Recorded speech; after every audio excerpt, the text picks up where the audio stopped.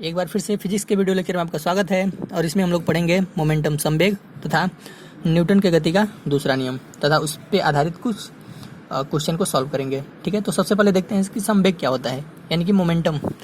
तो मोमेंटम क्या होता है? किसी वस्तु के द्रव्यमान तथा वेग के गुणनफल को संवेग कहते हैं। The product of mass and velocity is known as the momentum. द्रव्यमान तथा वेग के गुणनफल को क्या कहते हैं? संवेग कहते हैं। मान लीजिए अगर कोई वस्तु है जिसका द्रव्यमान यम है तथा v वेग से गति कर रही है, ठीक है, इसका द्रव्यमान यम है और v वेग से गति कर रही है, तब उसका संवेग p बराबर क्या हो जाएगा? द्रव्यमान गुणे वेग, यानी p equal to m into V. ठीक है, तो मान लेते हैं एक बॉडी है जिसका द्रव्यमान है, let mass of a body is m and moving with velocity v, और v वेग से गति कर रही है। Then momentum of the body, तब उस वस्तु का जो मोमेंटम होगा यानी कि संवेग होगा वो क्या होगा? p, स्मॉल p से लिखते हैं इसे। p बराबर क्या होगा? मास इंटू वेलोसिटी, यानी p equal to m into V. इसका मात्रक क्या होता है? तो देखिए p equal to m into V इसका फार्मूला हो गया। तो इसका मात्रक यानी यूनिट क्या होगा?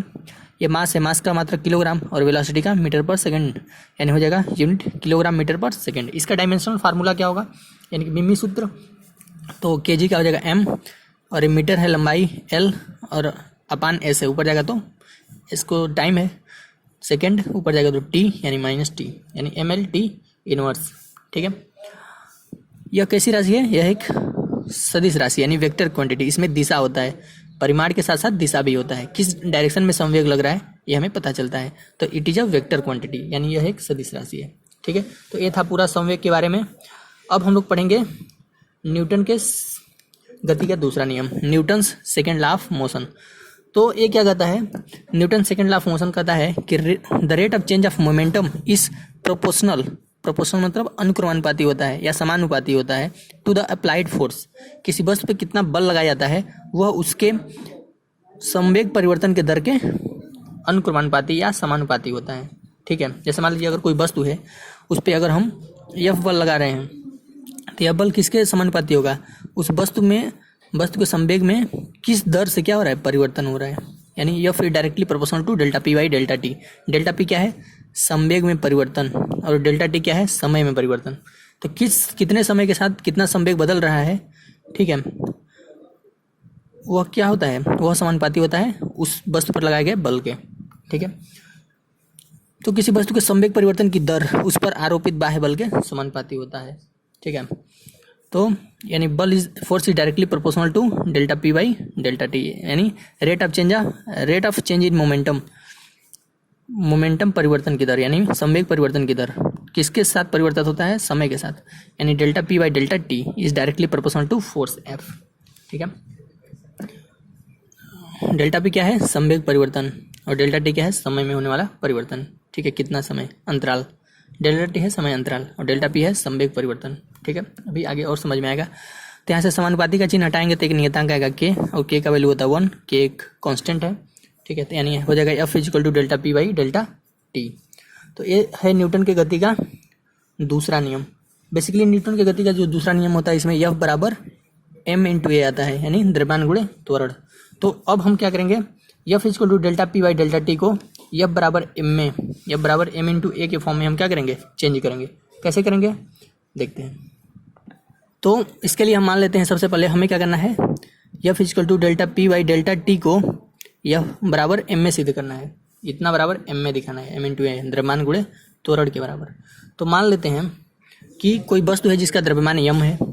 ठीक है, माना किसी वस्तु का द्रव्यमान m है जो u वेग से गति कर रही है, u वेग से गति कर रही है, तथा उस पर F बल t समय के लिए लगाया जाता है। ठीक है, अब उस वस्तु पर क्या करेंगे? F बल लगाएंगे t समय के लिए, तब उसका वेग v हो जाता है। पहले वेग u था और बल लगाने से t समय तक F बल लगाया तो उसके बाद उसका वेग क्या हो गया? v हो गया। ठीक है, तो मान लीजिए एक वस्तु था m द्रव्यमान का, इस पर F बल लगाएं, इसका प्रारंभिक वेग u था और t समय तक अगर हम इसी बल को लगाए रहे हैं तो इसका वेग क्या हो गया? v हो गया, स्मॉल v। तो इसका प्रारंभिक संवेग क्या होगा? संवेग बराबर क्या होता है? द्रव्यमान गुणे वेग। तो यानी द्रव्यमान तो m था और प्रारंभिक वेग u था, यानी प्रारंभिक संवेग p1 बराबर हो जाएगा m इंटू u, और अंतिम संवेग क्या हो जाएगा? अंतिम वेग v बन चुका है t समय के बाद F बल लगाने से, तो अंतिम संवेग p2 बराबर क्या हो जाएगा? m इंटू v हो जाएगा। ठीक है, हम जानते हैं, अभी हमने पढ़ा था कि जो बल होता है वो किसके बराबर होता है, संवेग परिवर्तन की दर, यानी F equal to delta P by delta T. ठीक है, अब डेल्टा पी का मतलब क्या होगा, संवेग परिवर्तन, संवेग में कितना परिवर्तन हुआ। पहले संवेग क्या था, P1 था, बाद में संवेग क्या हो गया, P2। तो संवेग में कितना परिवर्तन होगा, डेल्टा पी मतलब होता है अंतिम संवेग माइनस प्रारंभिक संवेग। संवेग परिवर्तन यानी डेल्टा पी बराबर क्या होता है, अंतिम संवेग माइनस प्रारंभिक संवेग। ठीक है, तो हम डेल्टा पी की जब लिखेंगे P2 माइनस P1। P2 क्या है, अंतिम संवेग, और P1 क्या है, प्रारंभिक। ठीक है, तो P2 अंतिम संवेग है mv और P1 प्रारंभिक संवेग mu। ठीक है, अपन क्या हो जाएगा, डेल्टा टी। ठीक है, तो P2 का मान रखेंगे mv और माइनस P1 का मान mu, जो कि प्रारंभिक संवेग है और ये क्या है, अंतिम संवेग है। ठीक है, यहाँ पर रखेंगे वैल्यू, यहाँ से F इक्वल टू क्या आ जाएगा, mv माइनस mu अपान डेल्टा टी। तो यह F इक्वल टू क्या आ जाएगा, m ब्रैकेट में m को हमने कॉमन ले लिया तो क्या बचेगा, v माइनस u अपान डेल्टा टी।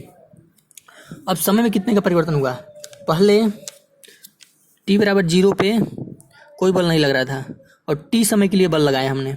ठीक है, पहले कोई बल नहीं लग रहा था जब u वेग था, तो उसके बाद हमने बल लगाना शुरू किया।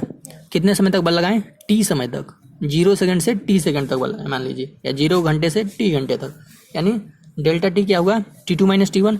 तो अंतिम कितने समय तक लगाएं, t समय तक, और प्रारंभ में 0 टाइम था यानी t, यानी डेल्टा टी की जगह क्या लिखेंगे, बेसिकली t लिखेंगे। ठीक है, यानी संवेग, यानी हम लिख देंगे डेल्टा टी की जगह पे t माइनस 0, अंतिम समय था t और प्रारंभिक समय 0 था। ठीक है, क्योंकि हम शुरू में कोई बल नहीं लगा रहे थे, शुरू में टाइम 0 था, उसके बाद t समय तक हम बल लगाएं। ठीक है, तो हो जाएगा अंतिम समय माइनस प्रारंभिक यानी t माइनस 0, यानी F इक्वल टू क्या जाएगा, m v माइनस u अपान t। ठीक है, और ये v minus u upon T क्या होता है, त्वरण होता है। a कैसे होता है, हम गति का प्रथम समीकरण जानते हैं, गति का प्रथम समीकरण क्या होता है, v बराबर u प्लस ए टी, हमने क्लास 10th में पढ़ा था। यहाँ से क्या हो जाएगा, v u को इधर कर देंगे माइनस यू बराबर ए टी, यहाँ से t को इधर भाग दे देंगे तो v माइनस यू अपान क्या हो जाएगा, t बराबर बचेगा इधर a, यानी v minus u upon t की जब क्या लिख सकते हैं, a लिख सकते हैं, और ये क्या है, त्वरण है। ये गति के प्रथम समीकरण से हमने लिखा है, गति का प्रथम समीकरण। ठीक है, तो गति का प्रथम समीकरण होता है v बराबर you plus A T, you को इधर किया, t से भाग दिया इधर, t को पक्षांतरित किया, तो v minus u upon t equal to a, यानी v minus u upon t की जब क्या लिख सकते हैं, a लिख सकते हैं। ये बराबर क्या हो जाएगा, m इंटू ए, यही हमें सिद्ध करना था। यानी हम ये कह सकते हैं कि F बराबर delta P by delta T is equal to m into a. ठीक है, तो किसी वस्तु पर लगाया गया बल उसके द्रव्यमान तथा वस्तु में उत्पन्न त्वरण के गुणनफल के बराबर होता है। ठीक है, ये चीज़ यहाँ से लिख सकते हैं कि किसी वस्तु के द्वारा किसी वस्तु पर लगाया गया बल, यहाँ लिखना है।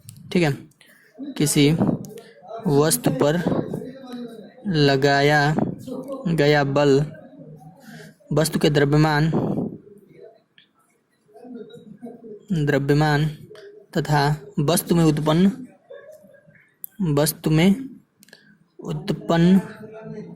त्वरण के गुणनफल के बराबर होता है, ऐसा लिख लेना है। ठीक है, यानी संवेग परिवर्तन का दर और वस्तु के द्रव्यमान और त्वरण के गुणनफल के बराबर ही होता है। अब एक चीज़ और यहाँ पे नोटिस करना है कि ये इंपॉर्टेंट चीज़ है, किसी वस्तु पर अगर हम बल लगा रहे हैं तो बहुत सारे बल लगेंगे, लेकिन कौन सा बल द्रव्यमान और त्वरण के गुणनफल के बराबर होगा, तो जो टोटल बल लगेगा F नेट मतलब एकदम टोटल कुल बल, जितना नेट बल उस पर काम कर रहा है, तो F नेट को लिखेंगे, इसलिए इंपॉर्टेंट करके लिखा है। ठीक है, F नेट इक्वल टू लिखेंगे, यहाँ F के जगह पे F नेट लिखेंगे, F नेट यानी कुल बल, जितना नेट बल लग रहा है इक्वल टू क्या जाएगा, m में, उसके बराबर होता है। जैसे उदाहरण के लिए मान लीजिए यहाँ पे कोई पिंड है, ठीक है, और इधर एक बल लग रहा है, मान लीजिए कोई बल लग रहा है, मान लीजिए 10 न्यूटन का बल लग रहा है, या मान लीजिए हाँ 10 न्यूटन का बल लग रहा है। ठीक है, अब यह वस्तु m द्रव्यमान का, इसका भार नीचे काम करेगा mg, और ऊपर एक अविलंब प्रतिक्रिया काम करेगा। अविलंब प्रतिक्रिया और ये दोनों बल आपस में क्या कर देंगे, कैंसिल कर देंगे, एक दूसरे को कैंसिल कर जाएंगे, यानी इनका मान क्या होगा, 0 हो जाएगा, यह इसके बराबर हो जाएगा, एक दूसरे को कैंसिल कर जाएंगे। ठीक है, तो वस्तु पर अब टोटल कुल कितना बल लग रहा है, अब वस्तु पर बल लग रहा है इतना 10 न्यूटन लग रहा है। ठीक है, तो ये जो 10 न्यूटन है यही m इंटू ए के बराबर होगा। ये जो 10 न्यूटन है यही वस्तु के द्रव्यमान तथा इसमें जो त्वरण मान लीजिए ये उत्पन्न हो रहा है उसके गुणनफल के बराबर होगा। ठीक है, तो आगे हम जब क्वेश्चन करेंगे तो और डीपली ये चीज़ हमें समझ में आएगा। ठीक है, एक चीज़ और पढ़ना इसमें वो है differential form of Newton second law, Newton के दूसरे नियम का अवकलन रूप। अवकलन रूप ये जो चीज़ है अवकलन, ये क्लास 12 के मैथ में पढ़ा जाएगा, लेकिन यहाँ पे दे दिया है, ठीक है, थोड़ा सा, तो इसको हम समझ लेते हैं। वैसे क्लास 12 में है। तो कैसे न्यूटन के गति के दूसरे नियम को हम डिफरेंशियल फॉर्म में लिखते हैं, तो कुछ नहीं करना, इसमें क्या करना है, F बराबर delta P by delta T है, डेल्टा की जगह पे डी लिख देंगे, डी फॉर डिफरेंशियल, ठीक है। तो यहाँ से F equal to D P upon D T. तो हम जानते हैं P बराबर क्या होता है, एम भी होता है, द्रव्यमान तथा वेग के गुणनफल को संवेग करते हैं, तो P की जगह पे एम भी रख दिया। अब इसका डिफरेंशिएशन करना है, तो इसमें क्या करते हैं, पहले एम को बाहर कर देंगे, फिर से D V by D T लिख देंगे, अब प्लस दूसरे बार में भी को, वेग को बाहर करेंगे और द्रव्यमान को अंदर रखेंगे, D M upon D T, ठीक है। तो यह बराबर क्या हो जाएगा, M D V upon D T plus दूसरे बारे में भी को बाहर करेंगे, D M upon D T, ठीक है। ये बहुत ही इंपॉर्टेंट है, तो इस चीज़ को समझना है। यहाँ पे क्या दर्शा रहा है, जो बल होता है, एक बार वेग में परिवर्तन के कारण बल, ठीक है, और दूसरे में द्रव्यमान परिवर्तन के कारण, यह वेग का परिवर्तन और एक होता है द्रव्यमान का परिवर्तन। तो जो बेसिकली क्या है कि जो बल होता है वो संवेग यानी संवेग परिवर्तन, यानी संवेग में क्या होता है, दो चीज़ होता है, द्रव्यमान और वेग। तो एक बार द्रव्यमान में परिवर्तन के कारण बल होगा और वेग में परिवर्तन के कारण भी बल होगा, ठीक है। तो बेसिकली यह जो इक्वेशन है, ये जो समीकरण है, यह दर्शा रहा है कि जो बल डिपेंड करता है वेग तथा द्रव्यमान दोनों के परिवर्तन पे डिपेंड करता है। या हम एक साथ कह सकते हैं कि संवेग के, क्योंकि संवेग जो होता है वेग और द्रव्यमान दोनों के गुणनफल के बराबर होता है, ठीक है। तो ये बहुत ही इंपॉर्टेंट फार्मूला है, इसको पढ़ना है, समझना है। इसके अलावा ये जो डेरिवेशन बताए हैं, F बराबर एम में कैसे सिद्ध करते हैं, ये भी लिखना है, ठीक है, ये पूरा डेरिवेशन लिखना है। अब इस पे आधारित न्यूटन के गति के दूसरे नियम पे आधारित हम लोग कुछ सवाल सॉल्व करने जा रहे हैं। तो देखते हैं question number first. Question number first में कह रहा है कि एक पिंड है, ठीक है, यम द्रव्यमान का, और उस पर दो बल कार्य कर रहे हैं, इधर से F1 काम कर रहा है, इधर से F2, इधर से F1 और इधर से F2, और कहा है कि F2 जो है F1 से बड़ा है। अगर यह बल अधिक है तो पिंड किधर गति करेगा, इधर गति करेगा। इधर मान लीजिए 10 न्यूटन है, इधर 5 न्यूटन है, तो इधर का बल अधिक है तो यह इधर ढकेलेगा, ठीक है। कितने न्यूटन से ढकेलेगा, इसमें से घटा देंगे, मान लीजिए 3 न्यूटन है, यानी यह 7 न्यूटन अधिक है, यानी 7 न्यूटन का बल इस साइड में लग रहा है, इस डायरेक्शन में, F1 की तरफ लग रहा है, ठीक है। वैसे नंबर नहीं दिया, लेकिन बस कहा है कि F1 क्या है, F2 क्या है, F1 से बड़ा है। तब कह रहा है कि find the acceleration and normal, हमें अभिलंब प्रक्रिया n ज्ञात करना है और एक्सेलरेशन ज्ञात करना है। तो सबसे पहले क्या करेंगे, ऐसा एक फोटो बनाएंगे। यहाँ पे ऐसा हमने बनाया फोटो, यम द्रव्यमान का पिंड, यह किसी तल पे रखा हुआ है, ठीक है। तो वस्तु का द्रव्यमान, वस्तु का भार नीचे काम करेगा mg, और ऊपर एक इसको संतुलित करने के लिए अभिलंब प्रतिक्रिया n काम करेगा। इधर से एक बल लगा रहे हैं F1, इधर से बल लगा रहे हैं F2, ठीक है। तो F2 जो है बड़ा है F1 से, तो वस्तु किधर गति करेगा, इधर गति करेगा। जब वस्तु इधर गति करेगा तो त्वरण भी इधर ही लगेगा, जिस डायरेक्शन में वस्तु गति करेगा उसी डायरेक्शन में त्वरण भी लगेगा, ठीक है। तो सबसे पहले हम इसका FBD बनाते हैं, प्री बॉडी डायग्राम ऑफ किसका, m का, यम वस्तु का, यम द्रव्यमान की वस्तु का। तो पॉइंट से इसका द्रव्यमान दर्शा देंगे, ऊपर की तरफ नॉर्मल लग रहा है, नीचे की तरफ इसका वेट लग रहा है mg, ठीक है। इस डायरेक्शन में कौन सा बल लगेगा, अगर हम इस डायरेक्शन में टोटल बल देखें, इस डायरेक्शन में लग रहा है, इस डायरेक्शन में लग रहा है F2, और इस डायरेक्शन में लग रहा है F1, ठीक है। तो नॉर्मल किसके बराबर हो जाएगा, नॉर्मल बराबर हो जाएगा mg के, ठीक है। ऊपर का बल बराबर नीचे का बल। और इसमें क्या होगा, F2 बड़ा है, ठीक है, F1 छोटा है, मतलब अगर हम F2 में से F1 घटा दें तो वही नेट बल होगा इस बॉडी पे। F2 माइनस F1 बराबर क्या होगा, नेट बल, F नेट। ये चीज़ हमने बताया था कि बॉडी पे टोटल कुल कितना बल काम कर रहा है, यह बल बड़ा है, ठीक है। तो यह बल क्या करेगा, इस बल को कैंसिल करेगा, बाकी जो जितना बल अधिक रहेगा, जैसे यहाँ पर हमने दिया था कि 10 न्यूटन है, 3 न्यूटन है, तो 7 न्यूटन अधिक है, तो 7 न्यूटन के बल से ढकेलेगा, ठीक है। यानी बॉडी पे टोटल बल कितना होगा, F2 माइनस F1, ठीक है, जो कि F नेट होगा, टोटल इस बॉडी पे लगने वाला बल है। और F नेट किसके बराबर होता है, द्रव्यमान गुणे त्वरण, ठीक है। और F2 माइनस F1 हो गया। तो हमें त्वरण पूछा है, तो त्वरण A बराबर क्या हो जाएगा, m को इधर भाग दे देंगे, तो F2 माइनस F1 अपान m। तो इस क्वेश्चन में दो चीज़ पूछा था, नॉर्मल और एक्सेलरेशन त्वरण, दोनों चीज़ हमने निकाला। कैसे निकालेंगे, बस ऐसे, बस F2 माइनस F1 कर देंगे, क्यों, क्योंकि F2 का मान बड़ा है, F1 का मान छोटा है, तो F2 माइनस F1 जो होगा वही नेट बल होगा, और नेट बल क्या होता है, द्रव्यमान गुणे त्वरण, ये बराबर क्या हो जाएगा F2 माइनस F1 अपन m। और ये नॉर्मल तो डायरेक्ट हो जाएगा, नॉर्मल किसके बराबर होगा, इसके वेट के बराबर, क्योंकि इसी को संतुलित कर रहा है। अब देखें question number second. Question number second में कर रहा है फाइंड द एक्सेलरेशन। एक बॉडी है, इसका सोल्यूशन ऐसे देखेंगे। एक बॉडी है जिस पे यह बल काम कर रहा है। अब यहाँ पे बॉडी पे क्या होगा, ऐसे बॉडी पे है, अगर एक किसी तल पे रखा हुआ है तो इसका भार नीचे काम करेगा mg, ऊपर की तरफ एक नॉर्मल काम करेगा n, इस साइड में एक बल लग रहा है F, जिस साइड में बल लगता है उसी डायरेक्शन में त्वरण भी लगता है। ठीक है, तो हम अगर इसका फ्री बॉडी डायग्राम बनाएं, FBD ऑफ m, m द्रव्यमान की वस्तु का, तो पॉइंट से इसका मास दर्शा देंगे। ऊपर साइड में एक नॉर्मल लग रहा है, नीचे साइड में इसका वेट लग रहा है mg भार, और इस साइड में एक बल लग रहा है F।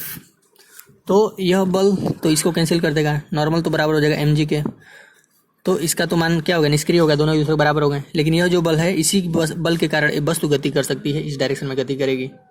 ठीक है, यानी वस्तु पे टोटल बल कितना है, नेट बल क्या है, F है, यानी F जो है, ये जो F बल लग रहा है यही F नेट के बराबर है। और F नेट क्या होता है, में होता है द्रव्यमान गुणे त्वरण। हम मान लिए इसका त्वरण A है। ठीक है, तो ये जगह F बराबर m में, तो त्वरण A बराबर क्या जाएगा, F बाई m। ठीक है, तो यहाँ से ऐसे त्वरण निकला, इसका त्वरण क्या जाएगा, F बाई m हो जाएगा। ठीक है, अब देखते हैं क्वेश्चन नंबर 3। क्वेश्चन नंबर 3 कर रहा है कि find the normal of the body. इस बॉडी का हमें क्या करना है, नॉर्मल ज्ञात करना है, यानी कि अविलंब प्रतिक्रिया n। तो यहाँ देखेंगे सोल्यूशन ऐसे लिखेंगे। सबसे पहले तो यहाँ पे एक फोर्स ऐसे लग रहा है डायगोनल, और इस वस्तु का द्रव्यमान m है, तो जाहिर सी बात है वस्तु का भार नीचे ऊर्ध्वाधर वर्टिकली नीचे काम करेगा mg, और ऊपर की साइड में एक नॉर्मल काम करेगा n। ठीक है, इसके अलावा ये जो बल है, इस बल के दो कंपोनेंट होंगे। अगर ये थीटा डिग्री पे है, एक होगा हॉरिजॉन्टल डायरेक्शन में जो थीटा से सटा हुआ है, ठीक है, वो हो जाएगा F cos थीटा, और दूसरा चला जाएगा वर्टिकल डायरेक्शन में ऊपर की तरफ, जो हो जाएगा F sin थीटा। जो थीटा से सटा हुआ लाइन होता है वो बनता है F cos थीटा, और जो थीटा से दूर होता है उस पर क्या बनता है, F sin थीटा। अब इसका हम बनाएंगे free body diagram, FBD of m। तो यहाँ पे सबसे पहले क्या करेंगे, जो बॉडी है उसको पॉइंट मास से मानेंगे। यहाँ पे हमने मान लिया ऊपर की डायरेक्शन में दो बल काम कर रहे हैं, एक तो होगा उसका नॉर्मल और दूसरा F sin थीटा। तो ऊपर की तरफ दो बल दिखा दिए, नॉर्मल और F sin थीटा। और नीचे की तरफ कौन सा बल काम कर रहा है, इसका भार mg। ठीक है, और इस डायरेक्शन में एक बल काम कर रहा है, इस बल को अब नहीं लेंगे, F को नहीं लेंगे, इसके दो कंपोनेंट टूट चुके हैं, F cos थीटा और F sin थीटा में। तो अब इस डायरेक्शन में जो है, क्षैतिज डायरेक्शन में कौन सा बल लग रहा है, इधर F cos थीटा। तो जाहिर सी बात है ऊपर वाले बल नीचे वाले बल को क्या कर देंगे, संतुलित कर देंगे, और बॉडी मूव करेगी किस बल के कारण। तो इसके आगे क्या करेंगे, इसका एबीडी सबसे पहले बनाए हैं, तो हमने इसका एबीडी बना दिया है। अब क्या करेंगे हम लोग, इसका हमें नॉर्मल ज्ञात करना है। तो नॉर्मल कैसे ज्ञात करते हैं, बहुत ही आसान तरीका है, और इसका एक्सेलरेशन भी याद करना है, and acceleration, normal and acceleration, इसका त्वरण और नॉर्मल दोनों ज्ञात करना है। ठीक है, तो एबीडी से हम लोग ज्ञात करेंगे। सबसे पहले क्या करेंगे, ऊपर का बल नीचे बल के बराबर होगा, यानी हो जाएगा n। ऊपर कौन कौन बल लग रहा है, n लग रहा है, और F sin theta, n plus F sin theta लग रहा है। वो किसके बराबर होगा, वस्तु के वेट के बराबर, जो mg से बैलेंस कर रही है। ठीक है, तो यहाँ से n बराबर क्या जाएगा, mg minus F sin theta. तो ये पहला निकल गया, नॉर्मल निकल गया। अब क्या निकालना है, त्वरण भी निकालना है। तो टोटल बल इस पर कितना कुल कार्य कर रहा है, ये दोनों बल एक दूसरे को कैंसिल कर दे रहे हैं, और जो F cos थीटा है यही टोटल बल इस पे काम कर रहा है, जिसके कारण बॉडी मूव करेगी आगे की तरफ। तो जिस डायरेक्शन में बॉडी मूव करेगी, जिस डायरेक्शन में फोर्स लग रहा है, उसी डायरेक्शन में त्वरण भी लगेगा। ठीक है, तो अब हम त्वरण निकाल सकते हैं, यानी बॉडी पे नेट बल क्या है, F नेट कितना है, F नेट कितना लग रहा है इस पे, F cos थीटा लग रहा है। और F नेट क्या होता है, द्रव्यमान गुणे त्वरण, बस का द्रव्यमान m है, हमने माना है त्वरण इसका a है, तो त्वरण निकालना है। तो यहाँ से क्या जाएगा, F cos थीटा हो जाएगा। तो यहाँ से a बराबर क्या जाएगा, F cos थीटा अपन m। तो त्वरण a बराबर हो गया F cos थीटा अपन m, और नॉर्मल क्या हो गया, n बराबर mg minus F sin theta. ठीक है, तो ये दो चीज़ें निकालने थे इस क्वेश्चन में, normal and a for acceleration. तो सबसे पहले क्या किया, ये जो फोर्स थीटा डिग्री पे था, दो कंपोनेंट में तोड़ा, vertical component and horizontal component, F cos theta and F sin theta. Theta सटा हुआ हमेशा F cos थीटा होता है, ये हमें पता ही है। इसी की सहायता से FVD बनाया। उसके अलावा इसके द्वारा हमने ऊपर के बल को नीचे के बल से बैलेंस दिखाया, और जो बल इस साइड में बच रहा था इसी कारण बॉडी मूव कर रही थी, और यही होगा नेट बल। और नेट बल बराबर होता है m × a, and then we have to find the value of acceleration and the normal reaction. So move to question number 4। Question number 4 बहुत ही आसान है। इसमें दिया हुआ 2 फोर्स काम कर रहे हैं, एक 10 न्यूटन का और इधर एक काम कर रहा है 20 न्यूटन का। यह जो बल है 37 डिग्री पे काम कर रहा है और ये 53 डिग्री पे काम कर रहा है, और वस्तु का जो द्रव्यमान है वो दिया है 10 kg। तो हमें ज्ञात करना है normal reaction n and acceleration a, त्वरण ज्ञात करना है। तो first of all draw the figure insert the particular phase. So इसका से क्या करेंगे, यहाँ पे 53 डिग्री पे 10 न्यूटन का बल है, तो इसके 2 कंपोनेंट तोड़ेंगे। कैसे तोड़ते हैं, अगर इसी के पैरेलल लाइन यहाँ पे अगर हम खींच दें तो ये अभी 53 डिग्री का कोण बनाएगा 53 डिग्री, ठीक है। अब इस बल को 2 भागों में तोड़ेंगे। एक जो थीटा से सटा हुआ होता है, तो इधर एक बल लगेगा F cos थीटा यानी 10, F का मान क्या है, बल 10 है, cos 53, और इधर क्या लगेगा F sin थीटा यानी 10 sin 53, ठीक है। इसके अलावा ये दूसरा बल है जो है 20 न्यूटन पे, 20 न्यूटन का है 37 डिग्री पे, तो इस साइड में एक बल हो जाएगा F, क्या होगा cos 37, और F का मान क्या है 20 है, यहाँ पे 20 लिखेंगे, 20 cos 37, और एक वर्टिकली फोर्स लगेगा वो होगा 20 sin 37, ठीक है। और इसके अलावा वस्तु का जो भार होगा नीचे काम करेगा mg यानी कि 5g, और ऊपर इसका नॉर्मल रिएक्शन n काम करेगा। तो हमें n और एक्सेलरेशन। अब सबसे पहले इसका बनाएंगे free body diagram. FVD of 5 kg जो वस्तु है उसका द्रव्यमान उसका बनाएंगे FVD। तो पॉइंट से इसका मानेंगे द्रव्यमान 5 kg का है। इस पॉइंट पे ऊपर की तरफ कौन कौन से बल लग रहे हैं, एक लग रहा है नॉर्मल, और क्या लग रहा है, और एक लग रहा है 20 sin 37 डिग्री, दूसरा लग रहा है 20 sin 37 डिग्री, और कोई ऊपर लग रहा है नहीं, ये दोनों लग रहा है। नीचे क्या लग रहा है 5g का, इसका वेट 5g का वेट लग रहा है। दाहिने साइड में क्या लग रहा है, दाहिने साइड में एक फोर्स लग रहा है हमारा 20, नहीं नीचे की तरफ एक और बल काम कर रहा है 10 sin 53, वेट के साथ साथ एक और बल काम कर रहा है 10 sin 53 डिग्री का, ठीक है। यानी ऊपर की तरफ 2 बल हो गए, नीचे की तरफ 2 बल। और राइट साइड में कौन से बल काम कर रहे हैं, राइट साइड में एक बल काम कर रहा है 20 cos 37 डिग्री, ठीक है। अब इसका FVD बन गया। हम जानते हैं ऊपर वाले बल नीचे वाले बल को क्या करेंगे, बैलेंस करेंगे, यानी n + 20 sin, लिख सकते हैं इक्विलिब्रियम स्टेट में जो भी ऐसा कुछ करके। तो n + 20 sin 37 degree equal to 5g plus ये दोनों बल नीचे की तरफ 5g प्लस 10 sin 53 डिग्री। अब sin 53 डिग्री का मान कैसे निकालते हैं और cos 37 डिग्री का मान कैसे निकालते हैं, इसको देखते हैं। एक बनाएंगे त्रिभुज, ठीक है, और इसमें इसको मानेंगे 3। अगर यहाँ पे 37 डिग्री है, ठीक है, तो इसके सामने एक छोटा सा यहाँ लिखेंगे 3, यहाँ लिखेंगे 4 और यहाँ लिखेंगे 5, ठीक है। तो 4 3 5। तो अब यहाँ से अगर हम निकालना चाहें cos 37 डिग्री, तो cos थीटा बराबर क्या होता है, आधार बट्टे कड़, आधार क्या होता है 4 बट्टे कड़ क्या है 5, और sin 37 निकालना हो तो क्या हो जाएगा लंब बट्टे कड़, लंब क्या है 3 और बट्टे कड़ क्या है 5। इसी प्रकार से अगर हमें sin 53 का निकालना हो तो यहाँ लिखेंगे 53, एंगल 53 लिख देंगे, और अगर 53 लिखेंगे यहाँ 4 लिखे हैं ना, तो 53 जब आएगा तो 4 यहाँ लिखेंगे, 3 यहाँ लिखेंगे, यहाँ 4 लिख देंगे और यहाँ 3, और ये तो 5 ही रहेगा, कड़ 5 रहेगा, ठीक है। अब इसमें अगर हमें निकालना है sin 53, तो लंब बट्टे कड़, लंब क्या है 3 और बट्टे कड़ क्या है 5, ठीक है, सॉरी 4 बट्टे 5 होगा, ठीक है। और cos थीटा यानी cos 53 क्या होगा, आधार बट्टे कड़, आधार क्या है 3 और बट्टे कड़ क्या है 5, ठीक है। तो ऐसे निकालते हैं। अगर 37 डिग्री है तो 3 4 5, अगर 53 डिग्री है तो लंब जो होगा वो 4 हो जाएगा और ये 3 हो जाएगा। मतलब अगर एंगल बड़ा होगा तो इसके सामने बड़ा यानी 4, एंगल छोटा है इसके सामने छोटा यानी 3, 4 बड़ा है, ठीक है। ऐसे करते हैं। और साइन और कॉस का, कॉस 37 डिग्री और साइन 37 डिग्री का मान या साइन 53 और इसका मान ऐसे निकालेंगे और इसका वैल्यू इसमें पुट करना है, ठीक है। तो हमें नॉर्मल निकालना है, नॉर्मल प्लस 20 और साइन 37 डिग्री का मान कितना है, साइन 37 का 3/5 निकाले हमने, इक्वल टू 5g, जी का वैल्यू 10 रख देते हैं, गुणित त्वरण g और 10 यहाँ पे दिया रहेगा, क्वेश्चन में दिया भी रहेगा, जी इज इक्वल टू दे देगा 10 मीटर पर सेकेंड स्क्वायर या 9.8 भी दे सकता है, ठीक है। और प्लस साइन 53 का वैल्यू यहाँ से आप देख रहे हैं 4/5, तो यहाँ रख देंगे 4/5। तो यहाँ से एन प्लस क्या देगा 4 5 चौको 20, 4 3 12 इक्वल टू 50 प्लस 5 दूना 10, 4 दूनी 8, एन प्लस 12 इक्वल टू हो जाएगा 58, एन इक्वल टू क्या जाएगा 58 माइनस 12, यहाँ जगह 6 यहाँ जगह 4, यानी नॉर्मल हो गया आपका 46, नॉर्मल एक फोर्स है तो 46 न्यूटन, ठीक है। तो नॉर्मल आपका आ गया 46 न्यूटन। अभी दूसरा क्या निकालना हमें, त्वरण भी निकालना है। तो टोटल बल किधर काम कर रहा है, ये दोनों बल तो बैलेंस कर रहे थे, टोटल बल इस डायरेक्शन में काम कर रहा है 20 cos 37 डिग्री का, और इस डायरेक्शन में बल है तो इस डायरेक्शन में त्वरण भी होगा। तो एफ नेट कितना लग रहा है इस वस्तु पे, अगर हम ध्यान से देखें एफ नेट लग रहा है आपका 20 cos 37 डिग्री, 20 cos 37 डिग्री।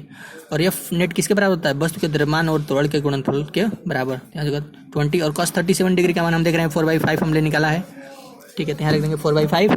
तो यहाँ से द्रव्यमान कितना है वस्तु का द्रव्यमान है 5 kg, यहाँ से आप देख सकते हैं फोटो में दिया है। तो यहाँ रख देंगे 5 × A बराबर 5 चौको 20, 4 चौको 16, ठीक है। तो यहाँ से A बराबर क्या जाएगा 16/5, भाग देंगे 5 3 15, 5 दूना 10, 3.2 मीटर पर सेकेंड स्क्वायर। तो ये हो गया त्वरण। ऐसे निकालेंगे त्वरण और नॉर्मल इस क्वेश्चन का। एक क्वेश्चन बहुत ही अच्छा क्वेश्चन था, ऐसे क्वेश्चन एग्जामिनेशन में पूछे जाते हैं।